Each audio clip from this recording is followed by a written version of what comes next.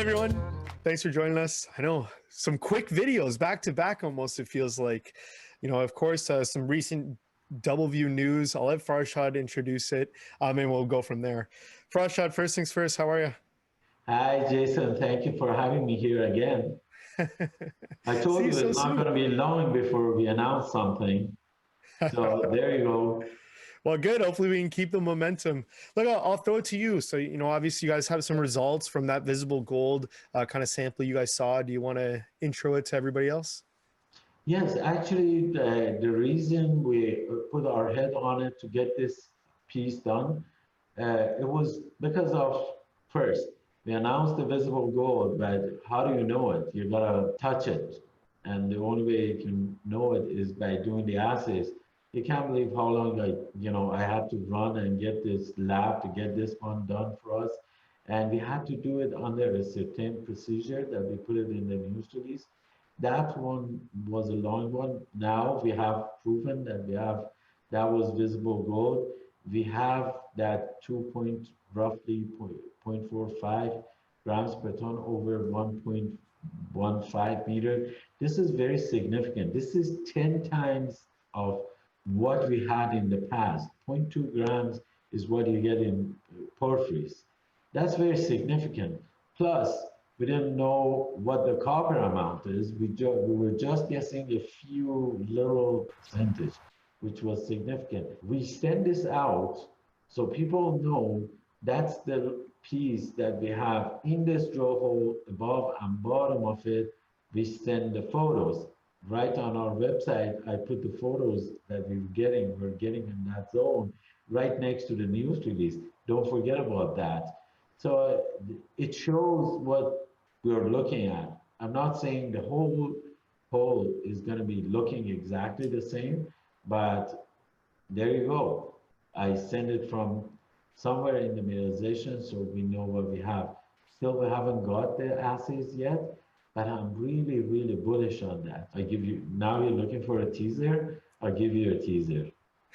Better news will come next. Oh no. Okay, well, good. Hey, I know you said, of course you've got a bunch of news lined up, over the next, little while here. So excited to see what's coming. Obviously it sounds like a bunch of good things. We know assays are, a couple weeks to a month away, as well as a lot of other things. I'm curious, I wanted you to kind of go in depth. You talk very briefly about how rare seeing visible gold in a porphyry is and how significant it is. Do you want to dive into more detail about, really why this is so great? Yes, in a layman term, it's my understanding that almost always you see outer shells of gold around a porphyry, but when you get into a porphyry, you want to imagine it like it's a very homogenized system that almost all of it in a big picture has zero point 0.2 grams gold and 0.2% copper. It's rare to see all of a sudden you have, and especially in that center of it, you have high grade gold, and it's a lot more than the copper associated with it because they come hand in hand on this deposit. And we always had it in mind that if we have zero point 0.2 grams gold, almost we have 0.2% copper. The numbers are close to each other, they're matching each other, not always necessarily, but all of a sudden you come up, you have 10 times of what you expected, more, about 15 times of what you expected in gold. And you see it in visible gold. And that was the first time I've ever seen it on this property. And it's very rare, very exceptional. There were other things associated with it, yet has to be determined that we have chalcocite. Chalcocite is very rich in copper. It's the percentage of copper is higher than chalcopyrite. And one aspect, it's harder to find it. When you look at it, it's not easy to be recognized. Chalcopyrite looks golden, easy to be recognized.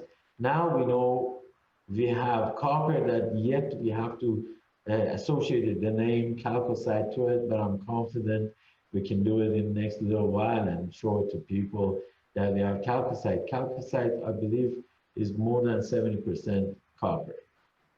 Awesome. No, hey, that's great news, and hopefully you're right. So cool. I mean, I saw some people commenting, "Oh, look, it's only over really a 1 meter interval." Hey, in the grand scheme of things, I think something people missed. This is closer to the surface. Right around 200 meters, if I recall. Just to give people a taste. Look, it might be a small interval, only a meter, but do you want to talk about again the impacts of having a meter of such rich material? If you read in between the lines in the news release, this is from 222 meters to 223.15 meter interval. We didn't say this is the only mineralization inside the hole. It's one of the mineralizations that I just wanted to show to the investors that's what we hit. But it didn't mean at all we don't have anything above and below it. And if you look at our photos, I've sent the sporadic photos of every piece. Is really hard to get everywhere into the photo. Rather, we should see it in the assays. But it tells you 972 meters we drilled. We wouldn't have stopped it had we not had to look at the fault, and we had that a very significant, beautiful issue to have. But that's what happens. So we had to stop it, and still we're going to go back at it, and we're going to go at a different angle into it. One assay just told you to go and have a look at the rest of the hole. 971 meters of it. I think you summed it up pretty well. Crushed it. Obviously, you guys wouldn't have gone to that distance if you weren't seeing results. You wouldn't be lighting money on fire. So it makes sense. I know a lot of people are asking, where's this next hole? What's happening? What's happening with drilling? Is there any teasers you can give, or hey, you got to stay tuned? We got to stay tuned for that. I really love to, expectation in our business is expectation, and people bet on it and etc. But I like to prove it. What we have, then we come out and show it to people.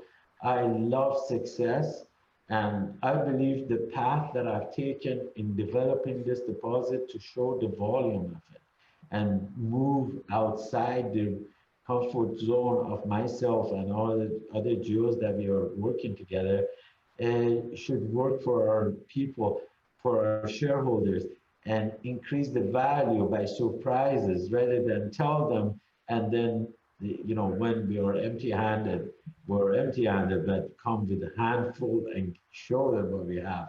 I'm excited to really show the next step that we have and we're showing to our investors.